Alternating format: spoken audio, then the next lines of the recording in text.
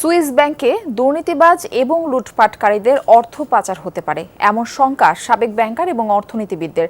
বলছেন রাজনৈতিক অস্থিরতা এবং আমদানি নীতির শিথিলতার সুযোগ নিয়েছেন অনেকে। এসব বিষয়ে পর্যালোচনার দাবি জানিয়ে বলছেন স্বয়ংক্রিয় তথ্য আদান প্রদানের জন্য দ্রুত চুক্তি করা উচিত। পাশাপাশি নগদ অর্থ দেশে এনে ব্যাংকগুলোকে বিনিয়োগের পরামর্শ দিয়েছেন তারা। ভোগান্তি ভুলে চলে আসুন রিগালে, ওয়ারেন্টি সহ স্টাইলিশ কালেকশন নিয়ে রেডি রিগাল ফার্নিচার। সুইস ব্যাংকে 2025 সালে বাংলাদেশিদের আমানত বেড়েছে প্রায় 41.5%, টাকার অঙ্কে প্রায় 12,500 কোটি টাকা। বাংলাদেশের ব্যক্তি ও প্রতিষ্ঠানগুলো এক বছরের ব্যবধানে 3,600 কোটি টাকা বেশি জমা করেছে। 2021 সালের পর দেশটিতে বাংলাদেশিদের জমাকৃত এই অর্থ দ্বিতীয় সর্বোচ্চ, যদিও কোনো প্রতিষ্ঠান বা ব্যক্তির অ্যাকাউন্টের তথ্য প্রকাশ করেনি সুইস কেন্দ্রীয় ব্যাংক। তবে এই অর্থের বড় অংশই দেশ থেকে পাচার হয়েছে বলে মনে করেন বিশ্লেষকরা। বলছেন বাণিজ্যের আড়ালে বিপুল পরিমাণ অর্থ পাঠানো হতে পারে।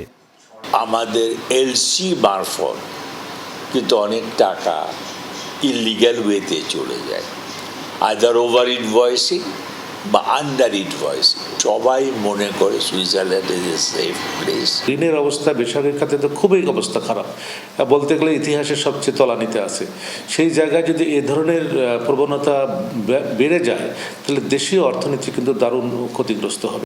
গ্রাহকের গোপনীয়তা রক্ষার জন্য একসময় বিশ্বজুড়ে সমাদৃত সুইস ব্যাংকগুলো এখন কর ফাঁকি ও অর্থ পাচার রোধে স্বচ্ছতার নীতিতে হাঁটছে। 2018 সাল থেকে automatic exchange of information AEOI বা স্বয়ংক্রিয় তথ্য আদান প্রদান ব্যবস্থা চালু করেছে। চুক্তির আওতায় 2025 সালে শতাধিক দেশের প্রায় 34 লাখ আর্থিক হিসাবের তথ্য শেয়ার করেছে সুইস কেন্দ্রীয় ব্যাংক। কিন্তু বাংলাদেশের সাথে চুক্তি না থাকায় অর্থের উৎস এবং গ্রাহকের তথ্য গোপন রাখা হয়েছে। অর্থ পাচার রোধে দ্রুত স্বয়ংক্রিয় তথ্য আদান প্রদান ব্যবস্থায় যুক্ত হওয়ার পরামর্শ দিচ্ছেন বিশ্লেষকরা। এটা কি কোনো কূটনৈতিক কোনো সমস্যা আছে কিনা বা আমাদের দক্ষতার অভাব আছে কিনা, যেখানে 100টার মতন দেশ চুক্তিতে আছে তারা কিন্তু ওই বছর শেষে যে কি বলে রিপোর্টটা হয়, রিপোর্টের মধ্যে কিন্তু নাম সহ আসে, তখন ওই দেশ সহসা দেশ এটার খতিয়ে দেখতে পারে।